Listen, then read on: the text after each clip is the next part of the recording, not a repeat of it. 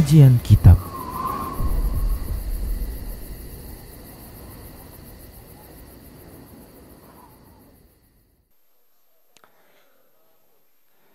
Innal hamdalillah nahmaduhu wa nasta'inuhu wa nastaghfiruh wa na'udzu billahi min shururi anfusina wa sayyiati a'malina may yahdihillahu fala mudilla lahu wa may yudlil fala hadiya lahu asyhadu an la ilaha illallah wahdahu la syarika lahu wa asyhadu anna muhammadan abduhu wa rasuluhu alladzi la nabiyya ba'd ya ayyuhalladzina amanu taqullaha wa qulu qawlan sadida يصلح لكم أعمالكم ويغفر لكم ذنوبكم ومن يطع الله ورسوله فقد فاز فوزا عظيما أما بعد فإن أحسن الكلام كلام الله وخير الهدى هدى محمد صلى الله عليه وسلم وشر الأمور محدثاتها وكل محدثة بدعة وكل بدعة ضلالة وكل ضلالة في النار. Para ikhwah dan akhwat yang semoga dirahmati Allah Subhanahu wa taala, alhamdulillah kita bersyukur kepada Allah Subhanahu wa taala. Malam hari ini Allah Subhanahu wa taala mudahkan kita untuk belajar kembali pada kitab Khulasatut Ta'dhimil Ilmi yang dikarang oleh Ma'ali Syekh Dr. Shalih Al-Utsaimin hafizahullah taala. Dan alhamdulillah malam hari ini kita akan membaca poin yang ke-14 dengan izin Allah Subhanahu wa taala. Salawat serta salam semoga tercurahkan kepada Nabi Muhammad sallallahu alaihi wasallam, kepada keluarganya, para sahabatnya, dan kepada orang-orang yang senantiasa mengikuti mereka hingga hari kiamat nanti. Beliau hafizahullah taala berkata, Al-Maqidu Ar-Rabi' Ashar, prinsip yang ke-14. Beliau mengatakan ikramu ahlil ilmi wa tawqiruhum, memuliakan ahli ilmu dan menghormati mereka. Memuliakan ahli ilmu dan menghormati mereka. Pada bab ini atau pada judul besar di atas, beliau tidak menyebutkan ikramul ulama, tapi beliau menyebutkan ikramu ahlil ilmi, yang memiliki arti bahwasannya setiap orang yang telah mengajari kita ilmu, maka wajib mereka dimuliakan dan dihormati. Walaupun kedudukannya bukan ulama, para ustadz-ustadz kita, para guru-guru kita, yang mengajari kita ilmu agama, maka mereka wajib untuk dihormati dan wajib untuk dihargai. Apalagi kedudukannya ulama, maka lebih lagi untuk dihormati.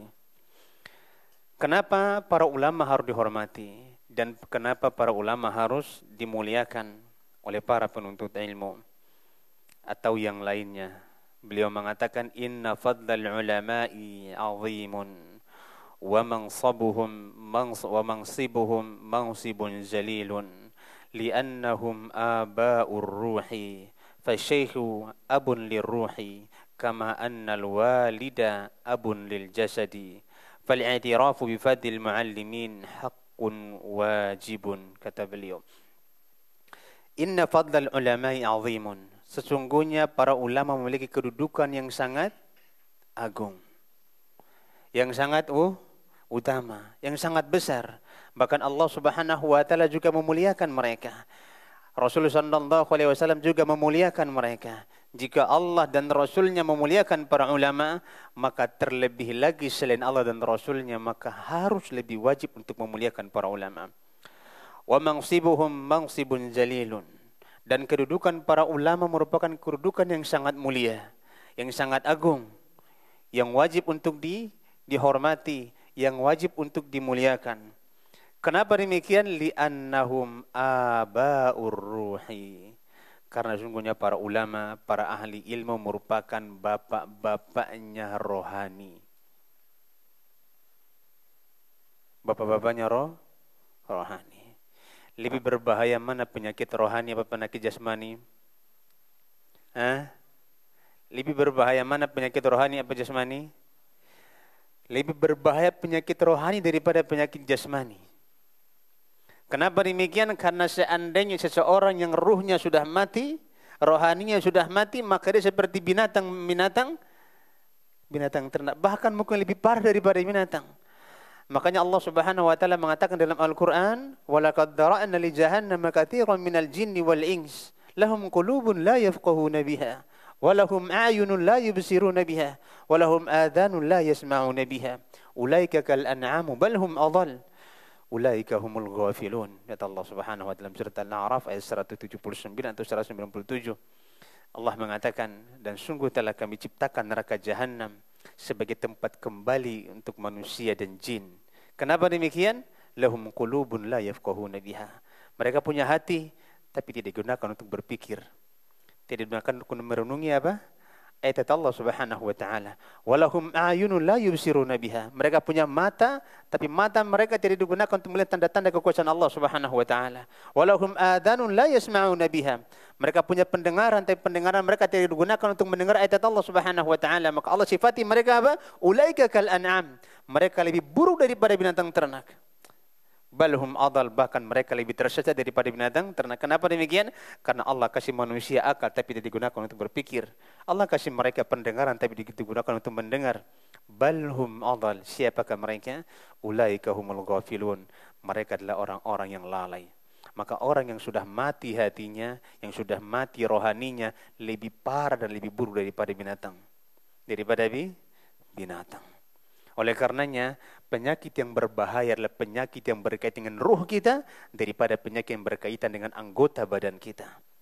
Anggota badan kita. Para ulama kita mengatakan, di antaranya Imam Asy-Syafi'i rahimahullahu taala dalam diwannya beliau mengatakan, ya ajaban linnas, yabkuna ala man mata jasaduhu wala yabkuna ala man mata qalbuhu. Sungguh menakjubkan manusia, sungguh mengherankan manusia ini. Mereka meratapi menangisi orang-orang yang mati jasadnya, tapi mereka tidak meratapi dan tidak menangisi orang-orang yang telah mati hatinya. Bahkan apa kata beliau? Bal huwa asyaddu. Bahkan orang yang telah mati hatinya itu lebih buruk daripada orang yang telah mati jasadnya. Telah mati jasadnya. Maka beliau mengatakan li'annahum aba'ur ruhi. Karena sesungguhnya para ulama, para ahli ilmu, para asatidzah antum, para guru-guru antum, itu merupakan bapak-bapaknya ruh. Bapak-bapaknya rohani. Karena ilmu yang mereka sampaikan, ruh antum menjadi hidup. Rohani kita menjadi hidup, kesadaran kita makin dekat dengan Allah, kesadaran kita makin rindu dengan kampung akhirat, kesadaran kita bahwasanya dunia ini hina dan hanya tempat sebentar, itu karena adanya para ahli ilmu yang mengingatkan kita. Sehingga apa? Sehingga rohani itu hidup karena sebab para ahli ilmu. Fasyekhu abun lirruhi. Maka guru adalah apa?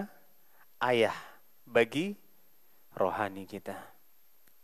Nah, guru adalah ayah bagi rohani kita. Kama annal walida abun lil jasadi. Sebagaimana ayah, sebagaimana kedua orang tua, ayah dan ibu. Ayah orang tua untuk apa?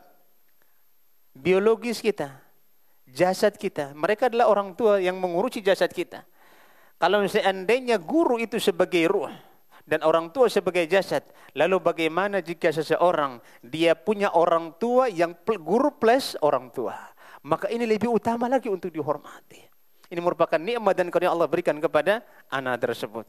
Sebagaimana salah satu contohnya oleh Syekhul Islam Ibnu Taimiyah rahimahullahu taala, kakek beliau ulama, mama beliau juga ulama, ayah beliau juga ulama, dan beliau juga menjadi seorang ulama. Kemudian juga contohnya Imam Ahmad bin Hanbal rahimahullahu taala. Ibu beliau sebagai gurunya. Makanya sudah kita belajar bagaimana Imam Ahmad bin Hanbal diceritakan oleh Syekh di sini. Apa kata Syekh? Imam Ahmad bercerita bahwasanya di pagi-pagi hari sebelum matahari, sebelum fajar terbit, Imam Ahmad bin Hanbal hendak berangkat ke masjid. Padahal waktu subuh belum datang. Maka apa kata ibunya? Hatta yu'adzinan nas au yaghribu asyam. Hatta yu'adzinan nas. Sampai manusia sudah mengumandangkan adzan baru kamu ke masjid. Rahmatan lahu, karena sayang kepada siapa? Imam. Ini sebagai guru. Orang tua plus guru itu merupakan orang tua yang sangat utama. Apalagi kalau seandainya dia merupakan seorang ulama. Maka para ikhwan yang semoga dirahmati Allah Subhanahu wa taala, permisalan keduanya ini merupakan permisalan yang sangat bagus, bahwasannya sebagaimana kita menghormati orang tua kita, maka kita juga wajib menghormati guru-guru kita. Sebagaimana kita diwajibkan Allah Subhanahu wa taala untuk menghargai orang tua kita, Allah juga mewajibkan kepada kita untuk menghormati guru-guru kita, karena mereka punya kedudukan yang hampir sama dalam apa? Dalam mendidik kita. Yang satu mendidik ruh kita, yang satu mendidik jasad kita. Yang satu mendidik ruh kita, dan yang satu mendidik jasad kita. Maka memuliakan para ulama, memuliakan guru-guru kita, siapapun guru. Yang dulunya antum masih kecil, ada guru kita ngajari apa? Alif bata. Kalau bukan karena mereka, mungkin kita tidak mengenal huruf hijaiyah. Betul atau tidak? Ada guru-guru yang subhanallah, dia dari kecilnya diajari kita sampai kita bisa baca Al-Quran. Mereka inilah guru yang harus kita hormati dan harus kita hargai. Apa kata beliau? Fal-i'tirafu bifadlil muallimin haqqun wajibun. Maka mengakui keutamaan para muallimin, para guru, merupakan hak yang wajib ditunaikan. Ya para santri, wajib bagi seorang murid untuk apa? Untuk mengakui keutamaan dan kedudukan guru-guru mereka. Apa kata Imam Asy-Syu'bah Ibnu Hajjaj rahimahullahu ta'ala? Beliau mengatakan, kullu man sami'tu minhu haditha fa ana lahu abdun. Setiap guru yang aku pernah mendengar hadis darinya, maka aku sebagai budaknya. Allahu Akbar. Artinya apa? Aku akan selalu melayaninya. Jika dia minta selama itu tidak bermaksiat kepada Allah Subhanahu wa taala, ini merupakan penghormatan yang sangat luar biasa. Oleh karenanya, para penuntut ilmu, semakin besar penghormatan seorang penuntut ilmu kepada gurunya, maka akan semakin berkah ilmu yang dia dapatkan. Semakin rendah penghormatan seorang penuntut ilmu kepada gurunya, maka semakin sedikit keberkahan ilmu yang dia dapatkan. Dan tanda ilmu yang berkah adalah ilmu yang diamalkan dan mudah dikerjakan. Dan tanda ilmu yang tidak diamalkan susah sekali diamalkan. Tidak bermanfaat susah sekali diamalkan. Banyak ilmu yang dia dapatkan tapi dia diamalkan sangat sedikit. Berarti ini tanda ilmu tidak bermanfaat. Tidak bermanfaat. Mungkin faktornya adalah dia kurang memuliakan gurunya. Akan kita sebutkan apa-apa saja yang mencederai kehormatan kita kepada guru kita. Di sini disebutkan insyaallah taala. Syu'bah mengatakan, kullu man sami'tu minhu haditha fa anna lahu abdun. Setiap guru, setiap syekh yang pernah aku dengar hadis dari mereka, maka aku adalah budak bagi dia, pelayan baginya. Aku akan melayaninya. Apa dalilnya? Dalilnya adalah wastambata hadzal ma'na min al-Qur'ani Muhammad ibnu Ali al-Udwi rahimahullahu ta'ala faqal idza ta'allama al-insanu minal 'alimi wastafada minhu al-fawaida fahuwa lahu 'abdun. Qala Allah ta'ala wa idz qala Musa li fatahu wa huwa Yusha' ibn Nun wa lam yakun mamlukan lahu wa innama kana mutalmidan lahu muttabi'an lah faja'alahu Allah fatahu lidzalik. Kata beliau, istinbat dari siapa? Muhammad ibnu Ali rahimahullahu ta'ala, bahwasanya setiap orang yang mengajari ilmu, maka yang diajari tersebut adalah budak bagi gurunya. Apa istinbatnya? Dari firman Allah Subhanahu wa ta'ala. Dari firman Allah Subhanahu wa ta'ala dalam surat Al-Kahfi ayat 60. Tatkala beliau mengatakan idza ta'allama al-insanu minal 'alimi, apabila salah seorang di antara kalian belajar kepada seorang alim, kepada seorang guru, wastafada minhu al-fawaida, kemudian dia mendapati kebaikan yang sangat banyak dari gurunya. Dan di antara kebaikan yang kita dapat dari guru kita adalah semakin dekatnya kita dengan Allah Subhanahu wa taala. Semakin kita tahu mana wajib salat dan mana rukun salat. Apa bedanya rukun salat dan wajib salat, kita makin tahu. Mana yang sunnah, mana yang wajib, mana yang boleh dikerjakan dalam salat, mana yang tidak boleh dikerjakan dalam salat. Itu kita tahu. Dari mana? Dari guru-guru kita. dari guru-guru kita. Dan kita mengambil faedah yang sangat banyak. Kita tahu halal haram itu dari guru kita. Kita tahu apa lagi? Kita tahu mana yang makruh, mana yang tidak boleh. Itu dari guru-guru kita, kita belajar kepada mereka. Maka mereka memberikan faedah yang sangat banyak kepada kita. Maka apa kata beliau? Fahuwa lahu abdun. Maka orang tersebut adalah budak bagi gurunya. Sebagaimana firman Allah Subhanahu wa taala, wa idz qala Musa li fatahu. Tatkala Musa berkata kepada budaknya, karena di antara tafsir al-fatah itu bisa berarti anak muda, bisa berarti pemuda, bisa berarti budak, ya. Maka di antara salah satu maknanya adalah budak. Dan tatkala Musa berkata kepada budaknya, siapa yang dimaksud di sini? Yusha ibnu Nun. Kenapa dikatakan budak oleh Allah Subhanahu wa taala? Apa kata beliau? Walam yakun mamlukan lahu. Padahal kondisi saat itu Yusha bin Nun bukan budaknya Nabi Musa. Hanya kenapa? Hanya wa innama kana mutalmidan lahu. Hanya saja Yusha bin Nun berguru kepada Musa, muttabi'an lahu, selalu mengikuti Musa, faja'alahu Allahu fatahu lidzalik. Maka Allah Subhanahu wa taala menjadikan Yusha bin Nun sebagaimana budaknya Musa alaihi salam. Apa yang dimaksud dengan budak di sini? Nah, kita akan bahas satu-satu insyaallah taala. Beliau mengatakan wa qad amara asy-syar'u bi ri'ayati haqqil ulama. Dan syariat kita telah memerintahkan kita, telah mewajibkan kita untuk menjaga hak-haknya para ulama, para ahli ilmu, ikraman lahum, memuliakan mereka, wa tauqiran, menghormati atau menghargai mereka, wa i'zazan, dan menghargai mereka. Ini haknya para ulama. Ada berapa? Ada berapa? Tiga. Yang pertama adalah ikraman lahum, memuliakan mereka, wa tauqiran, menghargai mereka, wa i'zazan, dan juga menghormati mereka. Farawa Ahmad fil Musnad, Imam Ahmad meriwayatkan dalam musnadnya an Ubadah bin Samit radhiyallahu taala anhu, dari sahabat Ubadah bin Samit, semoga Allah Subhanahu wa taala meridhoinya, anna Rasulullah sallallahu alaihi wasallam qaal, bahwasannya Rasulullah sallallahu alaihi wasallam bersabda. Diperhatikan ya, Masya Allah, hadis ini teguran besar untuk kita semuanya. Laisa min ummati. Dalam riwayat yang lain Rasulullah mengatakan laisa minna, tidak termasuk dari golongan umatku, tidak termasuk dari golongan kami. Siapa dia? Malam yujilla kabirana, orang yang tidak menghormati, tidak menghargai yang lebih besar di antara kami. Ini yang pertama. Yang kedua, wa yarham saghirana, tidak menyayangi yang lebih kecil di antara kami. Wa ya'rif li'alimina haqqahu, dan tidak tahu hak-hak guru-gurunya. Dan tidak tahu hak-hak guru-gurunya. Berarti tiga. Yang pertama apa? Tidak menghormati yang lebih tua. Yang kedua, tidak sayang kepada yang lebih muda. Dan yang ketiga, tidak paham dan tidak memberikan hak guru-guru mereka. Kita akan bahas satu-satu. Berarti dalam Islam tidak mengajarkan kepada kita status sosial. Islam tidak membedakan mana orang kaya, mana orang miskin. Mana orang kaya, mana orang miskin. Ini Islam tidak pernah membedakan seperti itu. Yang sekarang kita lihat lagi viral-viralnya kajian-kajian khusus orang kaya.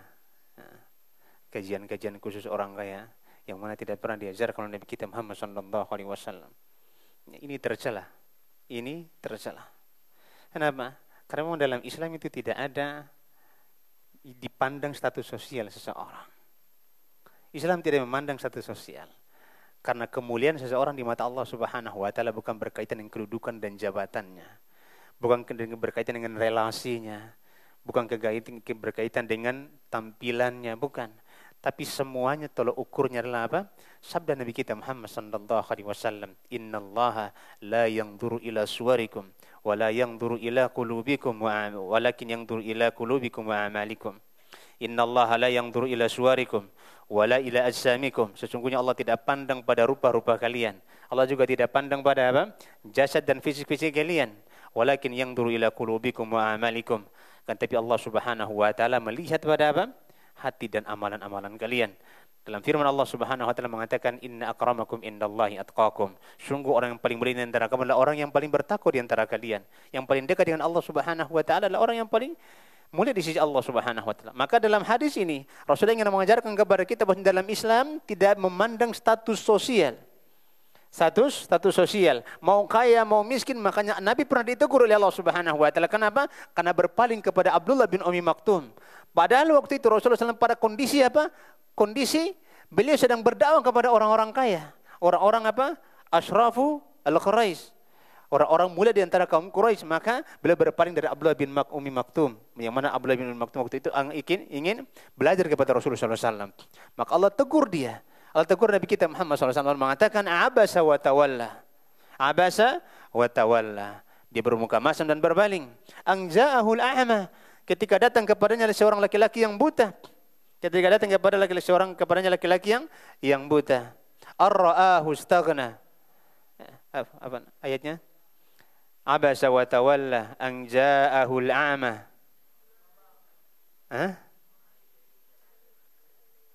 Apa?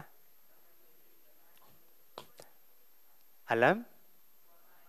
Wa ma yudrika la'allahu yatazakka. Ya. Apakah dia tidak mengetahui bahwasanya orang ini datang untuk mencucikan dirinya? Dalam surat apa? Dalam surat Abasa. Allah menyebutkan, menegur apa? Nabi kita Muhammad sallallahu alaihi wasallam. Ini menunjukkan bahwasanya Nabi Islam tidak mengajarkan kepada kita status sosial. Tidak memandang status sosial kita, tapi Islam hanya memandang siapa yang paling bertakwa. Makanya dalam hadis ini Rasulullah mengatakan apa? Tidak termasuk golongan kami, tidak termasuk umat kami. Orang yang apa? Orang yang tidak menghormati yang lebih besar di antara kami, yang lebih tua di antara kami. Makanya dalam Islam tidak ada namanya senioritas. Oh, saya paling senior harus dihargai, enggak. Tapi masing-masing orang harus menyadari bahwa dia punya hak yang dia harus menunaikan hak orang lain. Yang lebih muda harus menunaikan hak yang tua untuk dihormati. Dan yang lebih tua harus menunaikan hak yang paling kecil untuk disayangi. Tidak boleh didiskriminasi. Tidak boleh dibuli. Tidak boleh dimanfaatkan. Hukumnya haram. Wa yarham saghirana, dan tidak menyayangi yang lebih kecil di antara kami. Makanya anak-anak itu harus disayangi. Ya. Jadi kalau anak-anak datang ke masjid, memang salah satu di antara adab anak-anak kalau dibawa ke masjid itu harus diam. Tapi kalau anak itu ribut, apakah kita harus marah-marah? Kalau yang ribut anak, yang kita marahin siapa? Yang dimarahin siapa? Jemaah. Yang dimarahin siapa? Panitia masjid. Yang dimarahin panitia masjid atau panitia kajian. Kenapa? Makanya para ikhwah, kadang-kadang kalau ada ibu-ibu atau orang tua yang datang kajian bawa anak-anak, Anda merasa kalau saya sendiri memandang bahwasanya melarang mereka datang bawa anak itu dapat menghalangi dia untuk belajar.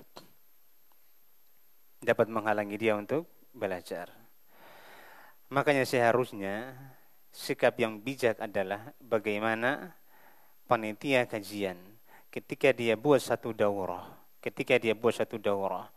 dia menyediakan di luar masjid itu tempat bermain khusus untuk anak-anak. Agar anak-anak tidak ikut masuk ke masjid dan orang tuanya nyaman untuk belajar di masjid. Dan ini yang harus dipikirkan oleh panitia kajian. Apalagi kita lihat kajian-kajian yang berbau tarbiyah. Sudah pasti yang datang tuh orang-orang yang sudah punya anak. Kenapa? Karena memang dia mau tahu caranya bagaimana mentarbiyah anaknya. Caranya mentarbiyah anaknya. Ketika ibunya datang bawa anak-anaknya ribut, antum marahin. Antum salah-salahkan. Yang salah siapa? Yang salah panitia kajiannya. Yang salah panitia kajian. Kenapa? Di sini panitia harus berpikir bagaimana menjadikan tempat bermain untuk siapa? Untuk orang tua yang datang bawa anak. Bila perlu, kalau saya menyarankan, bila perlu kita bayar orang untuk menjaga mereka. Untuk menjaga anak-anak agar orang tuanya bisa belajar dengan nyaman di dalam masjid. Ini salah satu solusi yang harus kita tawarkan kepada orang tua. Jangan sampai kita buat kajian untuk tarbiyatul aulad, kemudian mereka datang bawa anak, anaknya ribut, kita salahkan. Kita salahkan. Nah ini, atau setidaknya ketika kita buat kajian tarbiyatul abna, kemudian kita buat peraturan, datang gak boleh bawa anak, anaknya siapa yang jaga di rumah? Anaknya siapa yang jaga di rumah, pertanyaannya. Ya, ini akan terjadi kontradiksi antara kegiatan yang kita lakukan dengan apa? Peraturan yang kita terapkan. Dengan peraturan yang kita terapkan. Makanya harus berimbang kalau kita buat kegiatan apa yang harus kita sediakan sehingga ada solusi bagi mereka yang mau datang belajar tapi dia punya anak yang masih kecil di rumah. Dia masih punya anak yang masih kecil di rumah. Wa yarham shaghirana. Kemudian kalau anak-anak datang di masjid, coba orang tua terbiasa memandang mereka untuk dipisahkan. Dipisahkan antara dua orang dewasa. Dipisahkan antara dua orang dewasa dalam rangka untuk tarbiyah mereka. Atau letakkanlah setiap anak-anak berada di pojok-pojok saf. Misalnya kita berada berapa saf, anak-anak di paling pojok kita letakkan. Jangan dikumpulkan semua anak-anak paling belakang. Makin gaduh itu masjid. Makin gaduh. Ya, ini sebagai bentuk kita bagaimana menyayangi anak-anak kecil. Ya, atau orang yang lebih mudah dari kita. Baik itu dari sisi usia atau dia masih kecil ataupun dia sudah dewasa tapi dia lebih mudah dari kita. Wa ya'rif li alimina haqqahu, dan dia juga tidak paham, tidak mengenal dan tidak tahu orang yang beralim, hak orang-orang yang alim. Wa naqala Ibnu Hazm al-ijma' ala tawqiril ulama wa ikramihim. Dan al-Imam Ibnu Hazm rahimahullahu taala menukil ijma' wajibnya menghormati dan memuliakan para ulama. Wajibnya menghormati dan memuliakan para ulama. Nah, sekarang kita akan bahas bagaimana caranya menghormati para ulama. Bagaimana caranya kita menghargai para ahli ilmu. Beliau mengatakan wa minal adabil lazimi lisyaikhi 'alal muta'allimi. Dan di antara hak yang wajib, adab yang wajib ditunaikan para santri, para murid, para pelajar untuk guru-guru mereka. Mimma yadkhulu tahta hadzal asli. Yang mana hal ini termasuk dalam pokok bahasan ini. Yang pertama harus diperhatikan at-tawadhu'u lahu. Seorang pelajar, seorang murid harus rendah hati kepada gurunya. Rendah hati itu tidak meremehkan, tidak merendahkan, harus menghormati gurunya.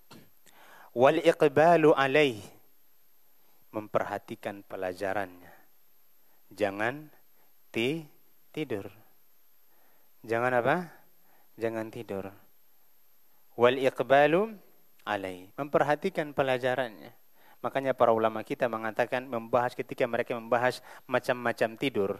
Di antaranya mereka mengatakan di antara tidur yang paling buruk adalah tidur di saat kajian. Tidur di saat adanya mau'idhah.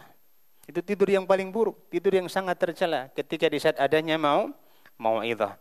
Wa adamul iltifati anhu, tidak menoleh ke sana kemari. Tidak menoleh ke sana kemari. Tidak memalingkan pandangan. Makanya dahulu Al-Imam Asy-Syafi'i rahimahullah ta'ala bercerita ketika mereka sedang belajar di hadapan Imam Malik bin Anas rahimahullah ta'ala. Apa kata Imam Asy-Syafi'i? Kami dahulu ketika belajar kepada Imam Malik membuka kertas itu pelan-pelan. Pelan-pelan bukanya. Li'alla yasma'a sawtah. Untuk apa? karena kami khawatir, kami buka kertas itu keras sehingga kedengaran suaranya oleh Imam Malik bin Anas rahimahullah ta'ala. Maka wajar jika para ulama dahulu atau para penuntut ilmu dahulu, ilmu mereka itu berkah. Kenapa? Karena mereka betul-betul memperhatikan pelajaran yang disampaikan oleh guru-guru mereka. Dan mereka tidak menoleh ke sana kemari. Apalagi kalau ngobrol, apalagi kalau nengok handphone. Nah, nengok handphone. Makanya kalau antum lagi belajar, matikan datanya. Matikan datanya. Jangan catat di handphone tapi handphonenya aktif datanya. Kenapa? Karena lagi catat masuk WhatsApp. Apa yang ditengok? WhatsApp-nya. Maka matikan datanya kalau lagi belajar. Kalau antum lagi tulis di handphone, matikan apa? Datanya. Nanti setelah antum bermajelis baru hidupkan datanya kembali. Ini adab. Agar ilmu yang kita dapatkan semakin berkah. Agar ilmu yang kita dapatkan itu makin berkah. Dan kita sampaikan bahwa tanda ilmu berkah adalah ilmu yang diamalkan. Yang bisa diamalkan. Bukan ilmu yang cuma didengar kemudian tidak diamalkan. Itu ilmu yang tidak berkah. Ilmu yang tidak berkah. Ilmu yang berkah adalah ilmu yang kita dengar, kemudian bisa kita amalkan. Bisa kita amalkan. Itu tanda ilmu yang berkah. Kemudian beliau mengatakan yang pertama, at-tawadu'ulah. Harus rendah hati. Bukan rendah diri, rendah hati. Rendah diri tidak boleh kepada manusia. Rendahkan diri kita semata-mata hanya kepada Allah Subhanahu wa ta'ala. Rendah hati yang pertama. Yang kedua, memperhatikan pelajarannya. Yang ketiga, tidak boleh banyak tolak-tolek. Ya. Menoleh ke sana, menoleh ke kemari. Tidak boleh. Yang keempat, wa mura'atu adabil hadithi ma'ahum. Harus memperhatikan adab berbicara dengan guru kita. Kalau guru kita membelakangi kita, jangan kita panggil dari belakang. Jangan kita panggil dari belakang. Sekarang ini para murid kalau manggil guru jerit-jerit, Ustadz. Betul enggak? Siapa yang pernah melakukan seperti itu? Anak kasih hadiah. Angkat tangan. Nah. Kadang-kadang dipanggil Ustadz, ini enggak boleh. Harus kita kejar. Kita kejar. Ada lagi yang panggil Ustadznya bro. Nah, ini udah bahaya. Ini sudah bahaya. Kita panggil Ustadz. Cara adab berbicara dengan Ustadz seperti apa harus kita jaga. Nada kita jangan sampai lebih tinggi daripada nada Ustadz kita. Nada kita lebih tinggi daripada Ustadz kita.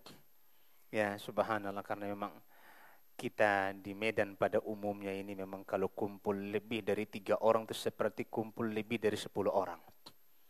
Kalau berbicara itu Masya Allah. Makanya pertama kali anak datang ke Medan itu ya agak kaget-kaget juga memang. Ya, anak pertama nikah datang ke Medan, di samping itu kan ada pegawai kerja, pegawai mertua kerja. Mereka waktu itu sekitar berapa orang, subhanallah. Itu kayak satu pajak mereka ngomong. Luar biasa tinggi-tinggi suaranya. Nah kalau kita sama guru kita nggak boleh. Harus kita atur volume suara kita kepada guru. Itu harus diperhatikan adabnya. Harus diperhatikan wa mura'atu adabil hadisi mah. Harus diperhatikan adab ketika berbicara dengan guru. Itu tidak seperti kita berbicara dengan teman kita. Kalau kita berbicara dengan teman kita, jika kita disuruh untuk beradab, maka kita berbicara dengan guru kita lah lebih beradab lagi kepada guru. Lebih beradab kepada, makanya dia awal Islam, orang yang berbicara, bermunajat dengan Nabi kita, berbisik-bisik dengan Nabi kita, dia harus apa? Sedekah dulu, baru dia boleh ngomong. Setelah itu dihapus aturan ini. Ya, namun Allah memerintahkan kaum muslim ketika berbicara dengan Rasulullah SAW harus merendahkan suara-suara mereka. Suara-suara mereka. Ini yang keberapa? Yang keempat. Yang kelima, wa idza haddatsa anhu adzamahu min ghairi guluwin. Nah, ini adab yang kebanyakan anak-anak lupa. Ini adab yang kebanyakan para penuntut ilmu telah lupa. Kalau yang tadi, yang keempat dia berbicara dengan gurunya. Nah, yang kelima, wa idza haddatsa anhu, apabila dia menceritakan tentang gurunya. Nah, hati-hati. Apabila dia menceritakan tentang gurunya, adzamahu, dia memuliakan gurunya tanpa harus ada gulu berlebih-lebihan. Kalau ditanya sama orang tua, Di mana Ustadz Fulan? Para santri yang gak suka sama Ustadz ngomong kayak mana? Aduh mah jahatnya minta ampun itu Ustadz. Itu Ustadznya jahat minta. Seharusnya diganti kata jahat dengan kata apa? Kata tegas. Masya Allah mah Ustadz itu tegas banget loh mah. Sehingga tidak menurunkan marwah seorang guru di hadapan orang tua. Ini kesalahan banyak dilakukan oleh para yang lebih parah lagi, para murid menggibahi guru-guru mereka. Ini yang paling parah. Ini yang paling parah. Gurunya digibahi. Na'udzubillah tsumma na'udzubillah. Menceritakan keburukan guru ke sana kemari. Mencari-cari keburukan gurunya ke sana kemari. Na'udzubillah, ini tanda dari penuntut ilmu yang buruk. Yang keberapa itu? Yang kelima. Yang keenam, bal yungziluhu manzilatahu.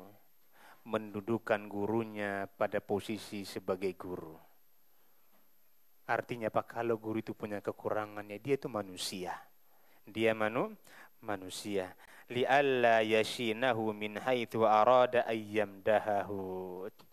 Agar jangan sampai dia menghinakan gurunya kalau dia ingin memuji gurunya. Wal yashkur ta'limahu wa yad'u lahu. Yang ketujuh, wa yashkur ta'limahu. Dia harus berterima kasih kepada gurunya karena gurunya telah mengajarkannya ilmu agama. Berterima kasih kepada guru. Gigi, kalau teman Gigi ngasih Gigi Indomie 1 mangkok, senang apa tidak? Senang atau tidak? Senang. Apa yang kamu ucapkan sama temanmu? Terima kasih. Kalau seandainya orang yang ngasih kita Indomie, kita merasa senang. Lalu bagaimana orang yang memberikan kita ilmu? Yang itu menghidupkan roh kita. Yang itu menghidupkan kehidupan kita. Udah habis waktunya? Hah? Ya masih lama ya. Pokoknya kita habiskan dulu ini baru kita tutup. Yang ketujuh, waliyashkurlah. Waliyashkur ta'limahu. Dia berterima kasih kepada gurunya karena gurunya telah mengajari ilmu agama. Yang kedelapan, wa yad'u lahu. Dia mendoakan gurunya. Nah, ini yang dipraktekkan oleh Imam Ahmad bin Hanbal rahimahullahu taala ketika ditanya oleh putranya Abdullah, ya abati, wahai bapakku, aku selalu mendengar engkau menyebutkan nama Syafi'i dalam doamu. Maka bapaknya mengatakan, Imam Ahmad bin Hanbal mengatakan kepada ya Abdullah, ya bunayya, wahai anakku, sesungguhnya Imam Asy-Syafi'i telah aku doakan semenjak 40 tahun yang lalu. Dari 40 tahun yang lalu sampai saat ini selalu aku doakan Imam Asy-Syafi'i. Kenapa? Karena jasa beliau kepada Imam Ahmad bin Hanbal rahimahullahu taala. Yang ke-9, wala yudhhirul istighna'a anhu. Dia tidak boleh menampakkan ketidakbutuhannya kepada gurunya. Itu enggak boleh. Tidak boleh ditampakkan. Kemudian yang ke berapa? Yang ke-10. Wala yu'dhihi biqaulin aw fi'lin. Dia tidak boleh menyakiti gurunya dengan ucapan ataupun perbuatannya. Ucapan atau perbuatan tidak boleh. Nah, ini berat ini. Ya, makanya ini harus dijaga oleh para penuntut ilmu. Justru apa yang harus dia lakukan? Yang ke-11, wal yatalattaf fi tanbihi ala khataihi idza waqa'a minhu zallah. Dan hendaklah dia berlemah lembut kepada gurunya apabila dia ingin mengingatkan gurunya jika gurunya melakukan kesalahan. Itu ada adab-adabnya. Nah, kita akan bahas, mudah-mudahan ini habis ya. Apa saja adab-adab menasihati guru kita. Jika guru kita itu salah, tidak sebagaimana saat ini kita di media-media sosial, orang mencela berbagai macam asatidzah ketika ustaz itu terjatuh ke dalam kesalahan. Mencela ini, mencela itu sangat banyak. Ini merupakan orang yang tidak beradab. Tidak beradab. Ketika gurunya melakukan memfatwakan satu pendapat, yang pendapat itu menurut ustadznya, yang tidak sesuai dengan pendapat dia mulai mencela ustaz-ustaz tersebut, baik di medianya atau secara lisannya atau yang lainnya. Kita lihat bagaimana caranya kita menjelaskan kepada guru kita kalau guru kita salah, dan bagaimana caranya kita mengingkari kesalahan yang ada pada guru kita. Apa kata beliau? Wa mimma tunasibu al-isyaratu ilaihi huna. Yang cocok untuk kita sebutkan di sini bagaimana caranya kita menasihati guru kita bi ikhtisarin wa zizin. Kita akan sebutkan secara ringkas. Ma'rifatul wajibi iza azallatil alim. Mengetahui cara bagaimana kita menasihati, mengingatkan kesalahan-kesalahan guru kita. Wa huwa sittatu umurin. Ada 6 hal. Antum ingat baik-baik 6 hal ini agar tidak tergesa-gesa. Al-awwalu at-tathabbutu fi suduri zallati minhu. Harus betul-betul memastikan apakah kesalahan ini betul-betul dilakukan oleh guru kita. Apakah Ustadz Fulan melakukan kesalahan ini betul-betul tasabbut? Apa namanya itu? Apa namanya? Cross check. Dicek, tabayun. Apakah informasi yang datang kepada saya betul-betul guru saya yang melakukan atau alim ini yang melakukan kesalahan? Harus dicek dulu kebenarannya, beritanya. Tidak langsung dipercayai. Tidak langsung dipercayai. Apabila sudah dapat informasi ternyata betul guru yang mengatakan itu benar adanya, sudah valid informasinya, kita masuk yang kedua. Yang kedua adalah at-tatabbutu fi kauniha khata'a. Betul-betul dipastikan apakah memang perbuatan itu, fatwa itu salah atau tidak salah. Betul-betul salah atau tidak. Jangan-jangan saya yang salah paham. Jangan-jangan saya yang salah paham. Wa hadhihi wadhifatul ulama'ir rasikhina fayus'aluna anhu. Dan ini tugasnya para ulama, maka hendaklah kita bertanya kepada mereka. Setelah kita cek informasi, betul enggak guru ini melakukan kesalahan? Setelah informasi sudah valid, kita masuk pada tahap yang kedua. Apa itu? Apakah betul perbuatannya itu salah? Jangan-jangan kita yang salah. Jangan-jangan kita yang salah.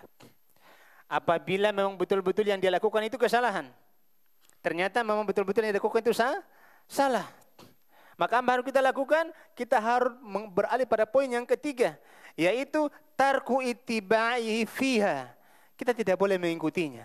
Walaupun guru kita kalau salah ya salah, kita enggak boleh mengikutinya. Tidak boleh juga membenarkan kesalahannya. Hukumnya haram mengikuti kesalahan guru kita sementara kita tahu itu salah. Itu salah. Maka kita setelah tahu kesalahannya, kita tidak boleh mengikutinya. Namun, kita masuk pada poin yang keempat. Al-iltimasul udhr lahu bita'wilin sa'irin. Kesalahannya itu harus diberikan udhur. Harus kita kasih udhur. Jangan kita cela dia. Jangan kita apa? Jatuhkan dia. Enggak boleh. Hukumnya haram. Walaupun betul-betul itu salah dan kita tidak boleh mengikutinya, maka yang selanjutnya kita harus memberikan udhur. Dia itu manusia.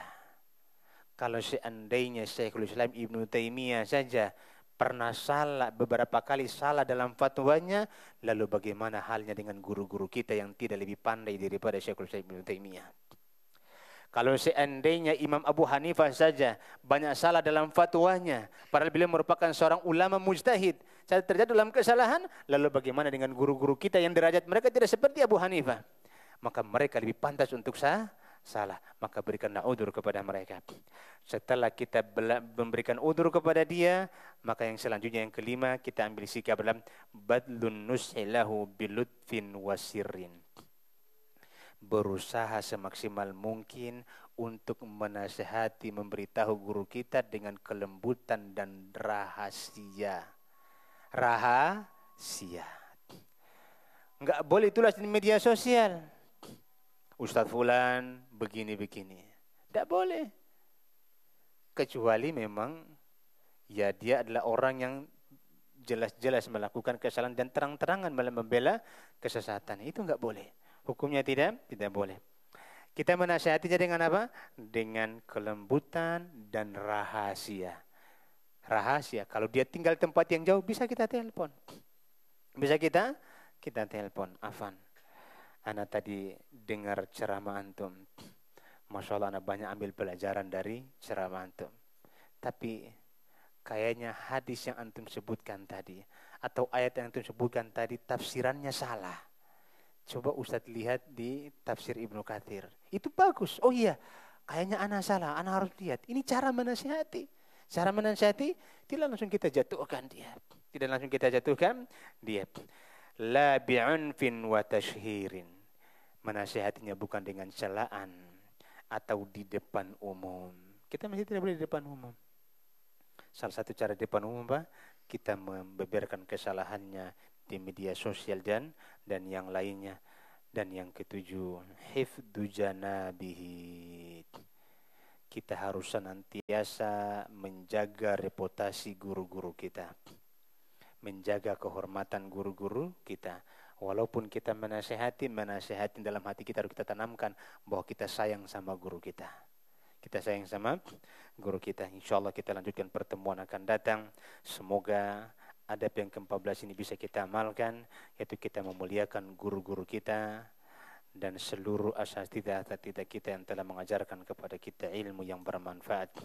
Makanya di antara salah satu doa yang kita doakan, Allahumma gfir lana wa liwalidayna wa limasayikhina. Ya Allah, ampunilah kami dan ampuni kedua orang tua kami dan ampunilah guru-guru kami. Ampunilah guru-guru kami. Wa sallallahu ala nabiyyina Muhammad wallahu ta'ala alam bisawab. Wassalamualaikum warahmatullahi wabarakatuh. Subhanakallahumma bihamdika asyhadu an la ilaha illa anta astaghfiruka wa atubu ilaik.